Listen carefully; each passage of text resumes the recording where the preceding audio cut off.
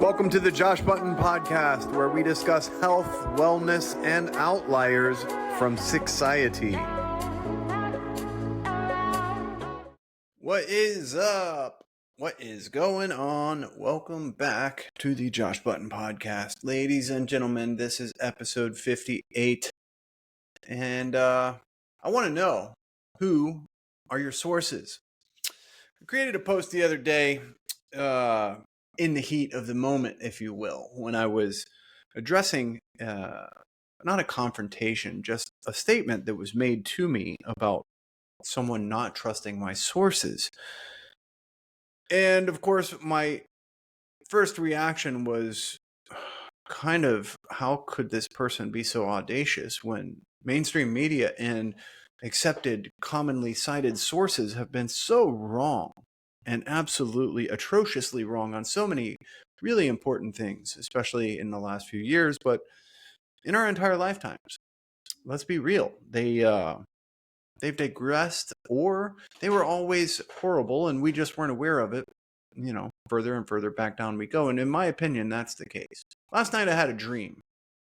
And it was one of those interesting, weird dreams, because I know what was going on in my psyche had something to do with it, but how it presented itself. And I'll put it this way. I was getting ready for a job, and it was a big job. It was an important job. I knew that much. It felt as if I was about to shoot a big campaign or a commercial or something, and I was getting ready for it. And I was having a fitting and getting ready to go and travel for this job when I came into my house and found my dog covered in diarrhea, feces, and urine. And I was just flabbergasted, like, oh my goodness, what is going on here? I got to clean up this mess now. This is going to put off my ability to go travel.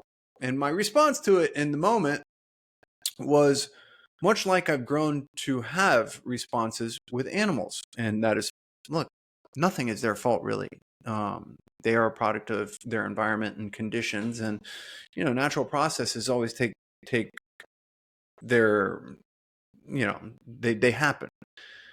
Many times in the last several years, this has been an area of contention for myself and others, because I see how they react with animals. And if you're a dog trainer especially, you see what their expectations are and how much effort they're willing to put into it to have them fulfilled. And if they're going to a trainer, they've already most likely made a mistake or have some misunderstanding of what's going to help them achieve those goals.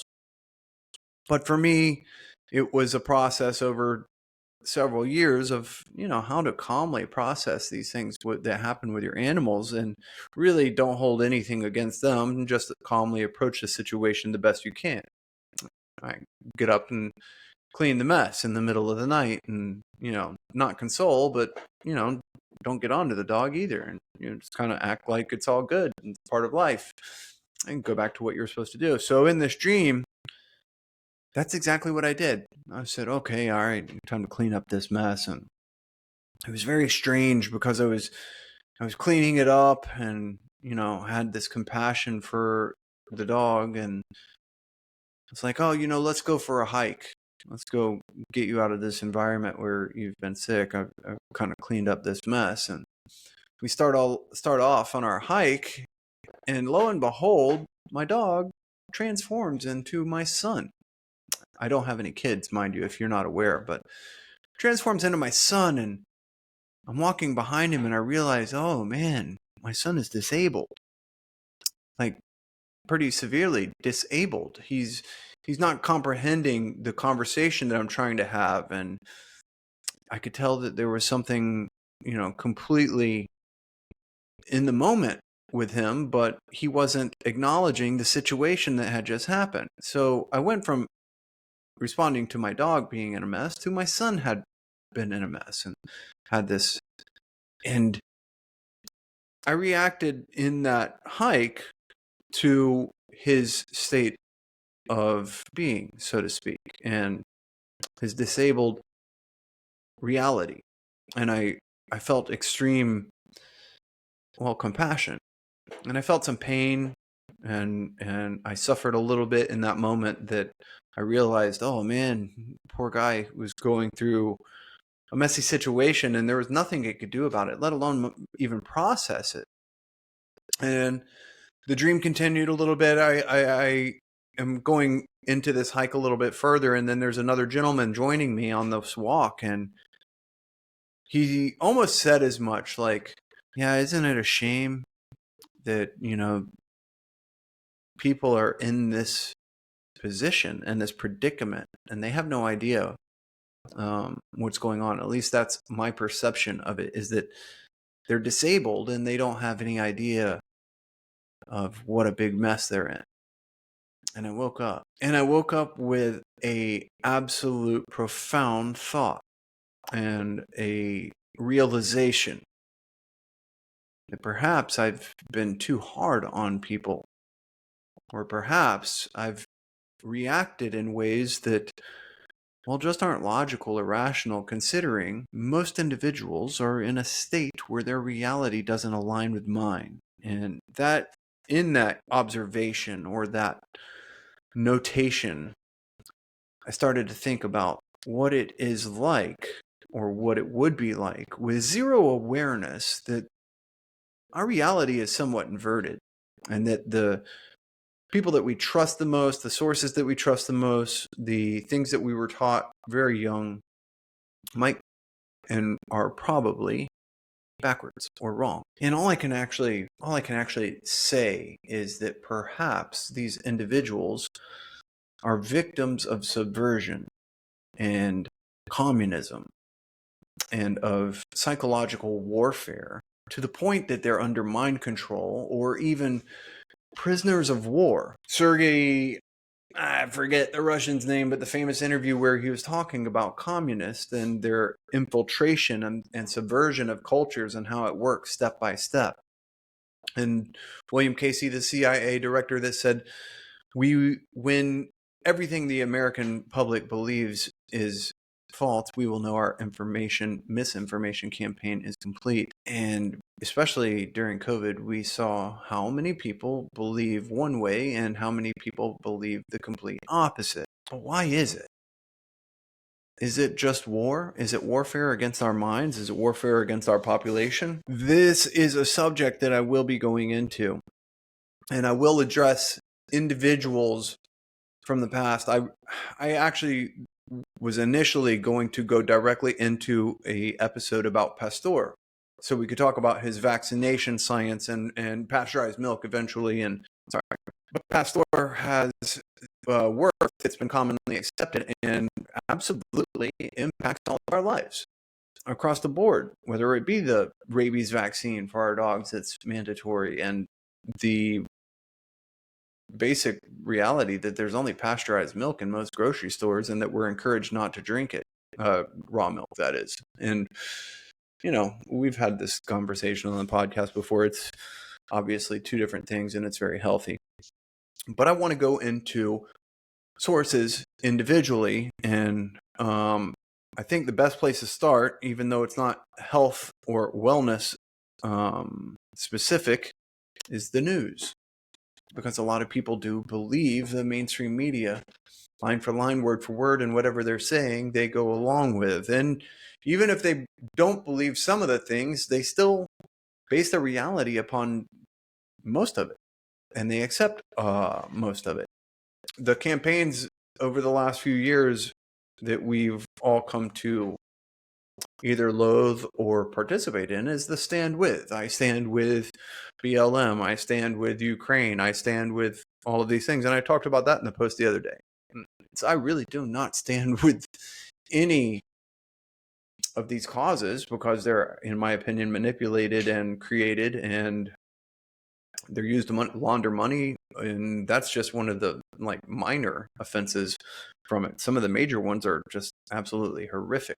But I don't even stand with my own country when they're invading other countries or fighting other people's wars or destabilizing places to install puppets and to get their central banks into other countries. They've done this stuff a million times in our lifetime. One little thing I want to go into today is why the news is not the truth. And this article was from Harvard Business Review in 1995. I want you to think about this as we go through it. 1995, Peter Vanderwicken wrote this article, and it is entitled In Business and Society, Harvard Business Review, Why the News is Not the Truth. All right. And I'm going to read right from it. I will put the link to it in the show notes, and I want you to go read it for yourself. But this will help you understand a little bit as to why the news is basic propaganda for businesses and whatnot. News and Culture of Lying, How Journalism Really Works. These are some of his sources. That's by Paul H. Weaver, The Free Press in 1994. Who Stole the News? Why We Can't Keep Up with What Happens in the World. Mort Rosenblum, John Wiley and Sons in 1993. Tainted Truth, The Manipulation of Fact in America, Cynthia Crossan. That was in 94. The U.S. press, like the U.S. government, is a corrupt and troubled institution. Corrupt not so much in the sense that it accepts bribes, but in a systemic sense. It fails to do what it claims to do, what it should do, and what society expects it to do. The news media and the government are entwined in a vicious cycle of mutual manipulation, myth-making, and self-interest. Journalists need crises to dramatize the news, and government officials need to appear to be responding to crisis. Too often the crises are not really crises, but joint fabrications. The two institutions have become so ensnared in a symbiotic web of lies that the news media are unable to tell the public what is true, and the government is unable to govern effectively. That is the thesis advanced by Paul H. Weaver, a former political scientist at Harvard University and a journalist for Fortune magazine and corporate communications executive at Ford Motor Company, in his provocative analysis entitled News and the Culture of Lying, How Journalism Really Works. Are you with me? There's been several things written, several things to actually source. If you want sources, go check out these publications that explain full and well why we're in the predicament we're in and why those trusted sources are not to be trusted at all. But we should be, if nothing else, expecting them to be commercials, expecting them to be self-preservation for their own business model. Journalists and politicians have become ensnared in a symbiotic web of lies that misleads the public. Take, for example, the long effort in the 1980s to eliminate the federal deficit, centered on the Graham-Rudman-Hollings Amendment. For several years, newspapers, magazines, and television newscasts ran hundreds of stories on the debates over Graham-Rudman, the views of all sorts of experts on the urgent need for deficit reduction, and the eventual enactment of the legislation. Politicians postured and were described as working diligently to get a grip on the deficit. Anyone who read a newspaper or watched television news received the message that Congress and the Reagan administration were heroically and painfully struggling to contain government spending and reduce the deficit. Where are we at on that now? Think about this. When that was stated and where we're at now. The last few administrations, crippling debt. Behind the smokescreen, however, congressional committees and federal officials were increasing spending and adding new programs in the routine annual budgeting and appropriations processes. When journalists reported on a new program, they usually characterized it as good news, the government tackling another problem, rather than as an addition to the budget and the deficit. Journalists conspired with politicians to create an image of government fighting to end this deficit crisis, but they ignored the routine procedures that increased the deficit. As a result, there were no news stories about government adding to the deficit, even though that is exactly what was happening. The news media and the government have created a charade that serves their own interests but misleads the public. Officials oblige the media's need for drama by fabricating crises and stage managing their responses, thereby enhancing their own prestige and power. Journalists dutifully report those fabrications.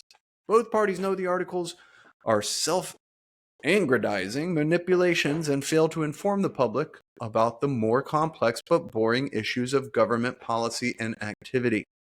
What has emerged, Weaver argues, is a culture of lying. The culture of lying is the discourse and behavior of officials seeking to enlist the powers of journalism in support of their goals, and of the journalists seeking to co-opt public and private officials into their efforts to find and cover stories of crisis and emergency response.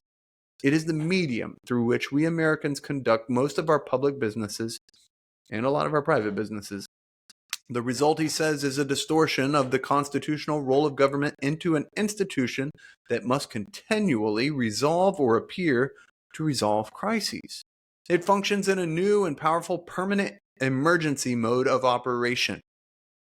Think about after 9/11. For those of you old enough, for those of you that aren't old enough, I'll tell you, we had alert levels, and it was terrorism alert levels, and they had color-coded levels to them, kind of how we would grade storms. What was it? What did they call it? Category 3, a Category 4, and a Category 5 hurricane. We had orange and red and threat level categories for terrorism. It was after 9/11, the biggest terrorist attack in American history, supposedly. And I mean, yes, it was, but it wasn't perpetrated in the way that they had told us. Could that have been manipulated, or could it have been even created to do just what this article is suggesting? Responding to crisis. It also was very convenient in the fact that, well, it gave us a common enemy. It gave us a reason to go into the Middle East and destabilize and take out leaders that were not cooperative with the central banks. Who benefited from our invasion of Iraq? Who benefited from a destabilized Middle East? You have to ask yourself these questions. In the truther community, in the communities where people assume and suggest that they are awake and woke, and I'm not talking about this woke nonsense with the blue hair and the pink hairs and the gender dysphoria and the liberal ideologies that are just completely a plague upon society. I'm talking about people that are aware of things like this, that our news has been co-opted. It's not news. That our agencies within our government that are supposed to be looking out for our best interest are not looking out for our best interest at all. They really aren't. How many times have you been made aware that something that was promoted as fact was just complete nonsense? How many times have they admitted as much? There is a BuzzFeed article from, let's see when this one was from 2015. This 18 science facts you believed in the 1990s that are now totally wrong. This is an admission of incorrect science that was taught to us. But in my opinion, it's nothing more than propaganda to deter you from paying attention to the really important things that they were wrong about. I mean, I go through this list and I'm cracking up because, well, let's just go through the list. Dinosaurs died off because of a volcano. Who cares? I don't believe in dinosaurs. Dinosaurs are fake. Show me a full skeletal structure of a dinosaur, not one little bone and then the rest created by an artist. Show me something that didn't take a lot of imagination to come up with. Show us the real thing. Anyways, that is nonsense. Who cares if they lied about dinosaurs dying off because of a volcano? They lied about dinosaurs. Let's be honest. Number 2, there's a lot of genetic difference between the races. Number 3, there are only 9 planets that exist. So they were wrong about our solar system and the planets outside of our solar system, both. Because, well, we'll get there. This is what dinosaurs look like. Look, nowadays paleontologists say that most dinosaurs, including that evil-looking T-Rex, had feathers. Gorgeous, fabulous, colorful feathers. Steven Spielberg was wrong. Modern humans didn't evolve in Africa 120,000 years, 2 million years ago. These things that they wanted to admit to were irrelevant. They were irrelevant. They were all fantasy land anyways. Neanderthals were dumbasses. Neanderthals didn't exist at the time as humans. Neanderthals didn't have sex with humans. Gross. Earth might be the only place where water exists. Humans and chimps split around 4 to 6 million years ago. Complex organisms like humans have more genes than simple organisms like an amoeba. King Tut was murdered. The universe is slowing down. Birds are not that clever. Ulcers are caused by stress. The universe is 13.73 billion years old. Black holes don't exist near young stars. I made another post on another page about black holes. I'm going to go into that one real quick. Let me finish this list. Pluto is a planet. All right.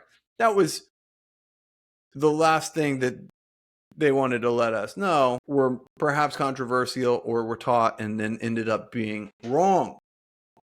Things that are irrelevant to our lives. Why these admissions? Why this list? Why is there a BuzzFeed article that's so widely accepted that's making these admissions? The Hubble telescope blew our collective minds when it found evidence of a massive black hole in the center of our very own galaxy. There's another galaxy, M87, that has a central black hole with the equivalent mass of billions of suns. This wasn't known decades ago. Black holes really do play an important role in the dynamics of what galaxies do. Way more important than what we suspected. Now let's just go into this one little thing.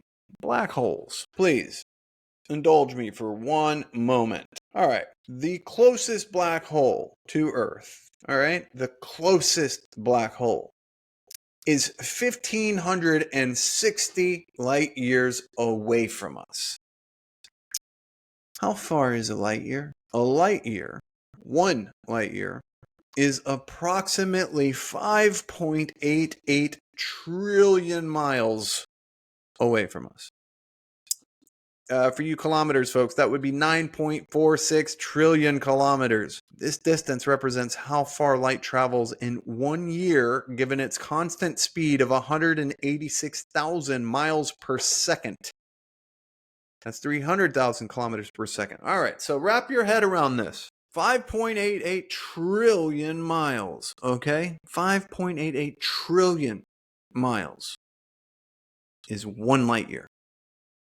Now you multiply that 5.88 trillion miles times 1,560. They're telling you they know what is that far away and they are going to teach you something about it. Voyager 1, NASA's longest lived spacecraft, would take over 17,000 years to reach a distance of 1 light year, traveling at a speed of 61,000 kilometers per hour. So 30,000 miles per hour. It would take 17,000 years to go 1 light year. Multiply that by 1,560. Ladies and gentlemen, we don't know what's beneath our feet by more than 8 miles. Fact.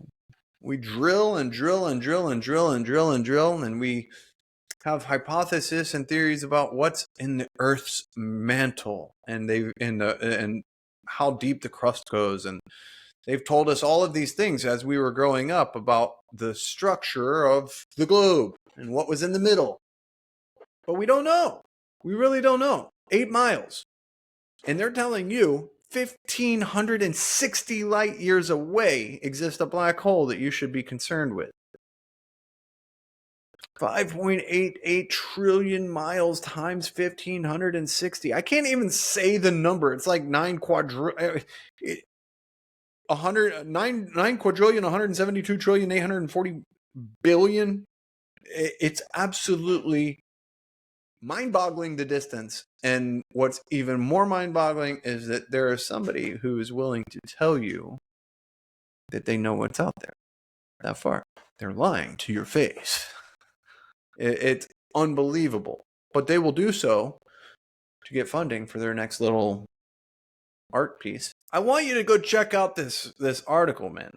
I will put the link in the show notes. It's just it's really deep and it's really well written, and it perfectly explains why we're in the place we're in. But what's more important, even after you do wrap your head around a broken system and it completely being explainable, is all the other layers to it. Because they use the media, they use the news to now more than ever sell pharmaceuticals, which they're not helping us. We're in decline. We're not in advancing health. So the individuals and the percentage of the population that is completely plugged into a system that we know is manipulative, that is self-serving, that is willing to lie, that is willing to manipulate, that will do whatever it takes to maintain its relevance and its power, its ability to control your mind. As hard as it is, we have to treat these people with compassion. And I myself have had to learn a completely different method of communication, and I still am, and I will be, I'm sure, for the rest of my life. I will be learning how to ask the right questions to inspire other individuals to think about things and allow light bulbs to come on between their own ears. Nothing I can say, nothing that I can repeat of all of the things that I've researched myself, or anything that I've read, or anything that just makes perfect sense to me really matters. What matters is when a person is finally able to entertain the possibility that their belief system is wrong and what their beliefs are built upon fraud or a broken system, that we're there for them and that we can offer them the right questions that will get them to answer these things on their own, to lead to their own conclusions. It is easier to fool a man than to convince him that he's been fooled. This is just fact. I forget whose statement it was, but it was brilliant. And it's factual. I'm trying. I am trying. And yes, this podcast is health and wellness. And we've expanded on that. I've expanded on it several times into other areas about truth and how important it is. As I do believe truth produces health. It's absolute fascinating time to be alive. I am grateful. We are all fortunate. And as bumpy as this ride might be, there is absolutely an insane silver lining to this. We can change the world, and we are changing the world. The world is changing. The minds of men are changing. Regardless of the percentage that's lost forever, so to speak, a lot of people are waking up. It's a good thing. As bumpy as the ride might be, especially now in the next month or so, boy, do we have interesting times ahead. We definitely do.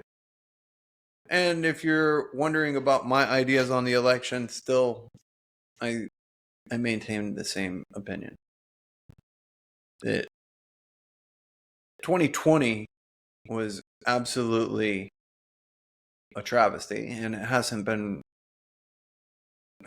dealt with. It hasn't been addressed. There is no disclosure of what really happened. I don't know how we can expect a safe and effective thingy or a fair election knowing what we know. How does that happen? I'm not discouraging anybody to vote, right? If that's your civic duty and you need to go out and cast a ballot early, you need to go out and cast it on time, participate, make your voice known, do what you got to do. But I'm expecting a rug, to be honest. Are you expecting a rug pull? Are you expecting a landslide and justice?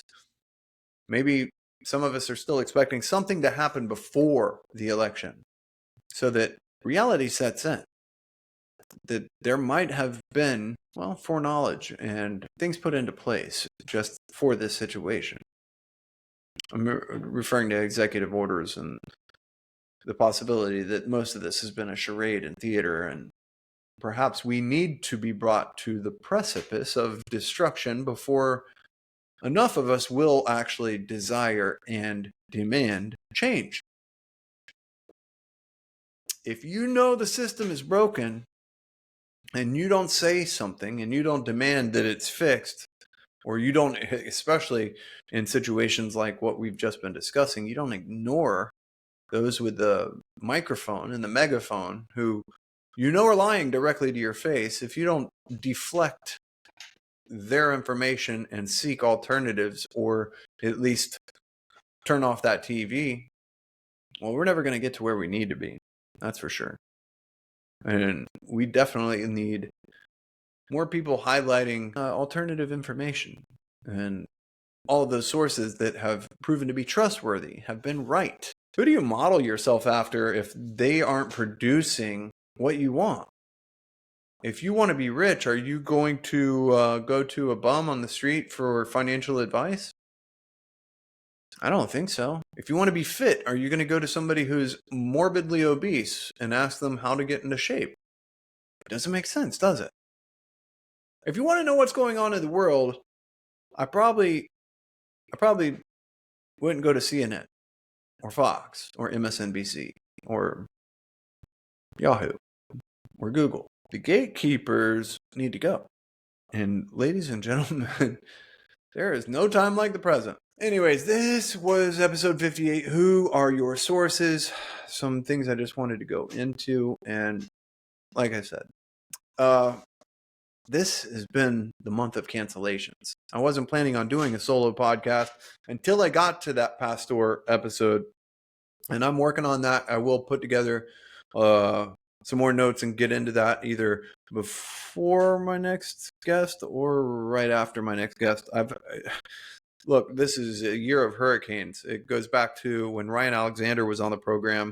He was in Texas and had a hurricane hit, and we had to postpone that episode a couple times. And now in the last 3 weeks, the two cancellations and postponements till who knows when now. Unfortunately, if you're in North Carolina and you're in Tennessee or you're in any areas that have been affected by this absolute mayhem, I am deeply sorry. I hope help is near.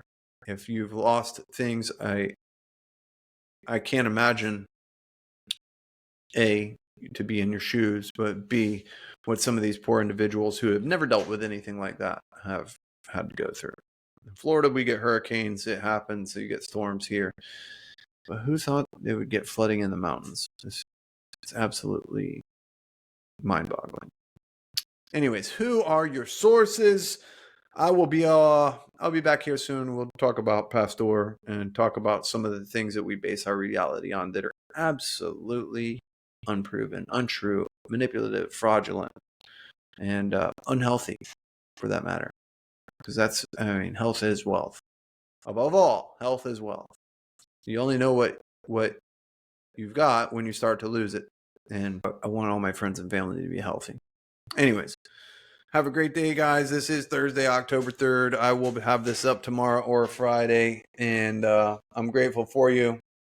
Like and subscribe if you're on YouTube. Please hit that notification bell, follow along, and read some of the stuff I put in the show notes because these articles were pertinent. And I can't believe how many years ahead of some of this nonsense lately they came. Anyways, you guys have a good day. I'll talk to y'all again soon.